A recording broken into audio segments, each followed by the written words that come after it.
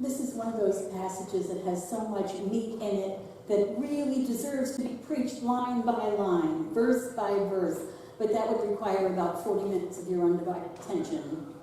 And I think we all know that's not going to happen. Typically, when I'm deciding which of 4 or more possible scriptures to preach on for each week, I see one phrase or idea that leaps out at me, and I decide at that point where the message is going to go. I choose a title and a hymn to follow up the point I want to make, and maybe even the artwork a month or 2 in advance of when I'm going to preach that message. Obviously, when I read this one, I saw verse 7. Make no mistake, God is not mocked. A person will harvest what they plant. And my mind immediately went to the idea of instant karma. And I found this cartoon online, and I thought, wouldn't that be nice? God chastising immediately the person who is literally kicking someone when they're down. But that's not how karma works. Karma is the way things work out over a very long period of time. And by long, the Hindus and Buddhists meant over a period of however many lifetimes. Being a bad person in this lifetime might bring you back as a cockroach in the next. While being a helpless victim in this lifetime might mean you're brought back into a life of ease and pampering, like, I don't know, Kathy's cats. Being a Mother Teresa might mean that your cycle through lifetimes was finished, and it was time for eternal rest. This, by the way, is a very general and only semi-accurate description of karma. It's a much bigger topic than that. And of course, we Christians believe that punishment for bad behavior in this lifetime will come after death, when we come before the judgment seat to learn whether we enter into heaven or go the other way. But somehow, the idea of instant karma is alive and well in our culture. I even heard somebody use a phrase like that just before worship this morning. John Lennon may have had something to do with that. But well before the song Instant Karma was released in 1970, we have used phrases like, what goes around comes around. We somehow fully expect that people who are good should have good things happen to them, and people who are bad should have bad things happen to them.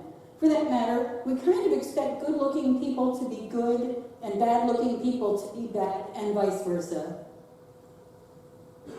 None of these things are true, by the way. And it causes us great discomfort when the opposite turns out to be true, when bad things happen to good people, or when perpetrators of horrific crimes against humanity seem to prosper. Waiting for reward or punishment at the end of our days really doesn't work for us. We kind of want to see instant karma, immediate reward and punishment meted out. Maybe not to us, but to all those people. This mindset is not new. The book of Job was written in order to try to explain that sometimes bad things happen to good, devout, God-loving people through no fault of their own. People used to tell me that I should read the Psalms when I was going through stuff, but that never really worked for me. I would read all that, love you, God, no matter what happens, and get sort of more irritated. But then my pastor suggested I should read Job. And that works. Reading Job always cheered me up. No matter what was going on in my life, it wasn't nearly as bad as what happened to him. Of course, if Job had been in their midst, our Puritan forefathers would have been convinced that his bad fortune meant he was not one of the elect. That no matter how hard he tried or how good a person he was never going to heaven, because they believed that not only that God freely and unchangeably ordained whatsoever comes to pass, but also that God preordained precisely who would be saved and who would go to hell. So your actions in this life mattered not at all. As a result of these beliefs, they equated success in business with salvation. If you were predestined to be saved, you would succeed. If you did not succeed, or if you had a terrible life, it was obviously because you were predestined to go to hell. Kind of the opposite of karma, or of reaping what you sow. And no room at all for free will. This is what can happen when you read the Bible line by line instead of holistically. If, for example, we looked at this passage line by line, verse 2 says, "Carry each other's burdens, and so you will fulfill the law of Christ." Verse 5 says, "Each person will have to carry their own load." This seems to be contradictory statements. I'm confused. But the Bible tells us in many places, one, that we're supposed to help each other, love commandment. And two, that we are responsible for and will be judged on our own actions. Hence verse 4, which says each person should test their own work and be happy with doing a good job and not compare themselves with others. It is not right or good to say, well, yeah, I did that, but did you see what the other guy did? Because each person is responsible for their own actions. We should never try to deflect attention from our own behavior by pointing out the flaws of someone else's. Brothers and sisters, if a person is caught doing something wrong, you who are spiritual should restore someone like this with a spirit of gentleness.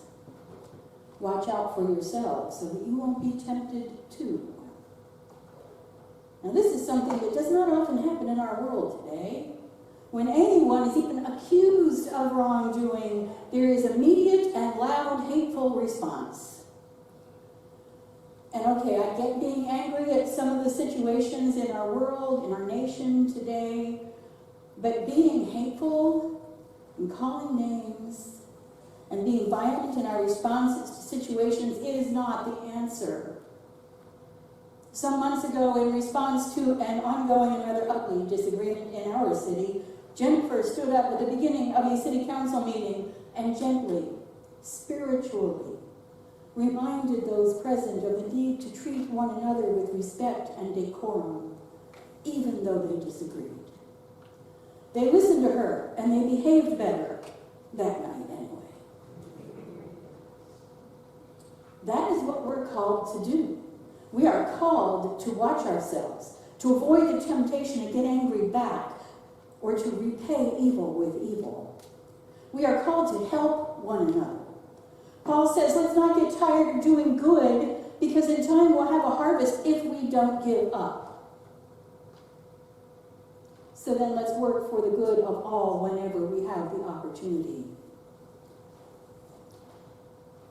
I know how frustrating it can be to try to effect change, not seeing any progress. It can seem like we're chipping away at a rock with a pencil, hoping to create a beautiful sculpture. The struggle to change the world, to bring God's kingdom into fruition on earth as it is in heaven, that struggle is real. We, Christians, have been working at it for, almost 2,000 years. But it's our job to proclaim the good news, to heal those who are sick at heart, to gently and spiritually reprove and change the hearts of those who have done wrong. And yes, sometimes turning over tables and public whippings are necessary to get people's attention. But over the long run, chipping away at stone-hard hearts with the unbreakable pencil of God's love will result in change. It has happened.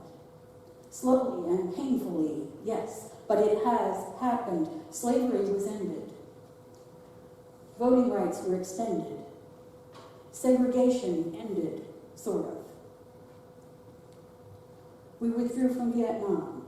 Christians were in the forefront of all of those struggles and are now today in the forefront of other struggles for change. John Lennon said, Instant karma is going to get you. Going to knock you off your feet. Better recognize your brothers in everyone you meet. Now, instant karma may not be a real thing as much as we would like it to be, but he was right in that we had better recognize our brothers and sisters in everyone we meet and treat them with respect and love, and work for the good of all whenever we have the opportunity, in order that we might create a world. Would you stand with me, please, and join me?